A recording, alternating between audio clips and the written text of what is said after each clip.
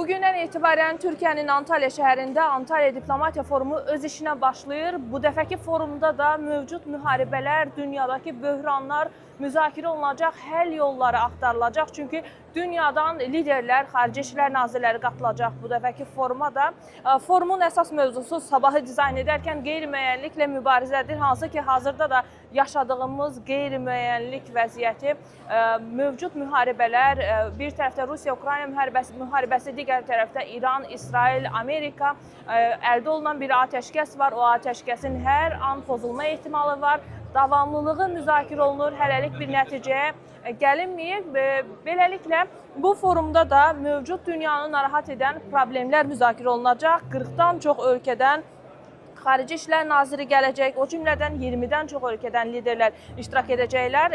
Onu da qeyd edelim ki, Azərbaycan Prezidenti İlham Əliyev və birinci vitse-prezident Mehriban Əliyevanın da iştirakı gözlənilir. Azərbaycan geniş nümayəndə heyəti ilə təmsil olunur. Bu bir işgüzar səfərdir və Türkiyə Xarici İşlər Nazirinin təşkilatçılığı ilə və Türkiyə Prezident aparatının təşkilatçılığı ilə keçirilir forum.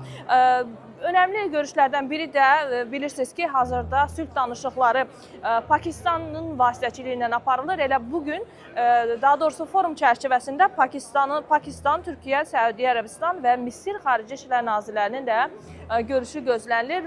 Böyük ehtimalla bu görüşdə də İran, İsrail və Amerika Birləşmiş Ştatları gərginliyi və atəşkəs məsələsi müzakirə olunacaq.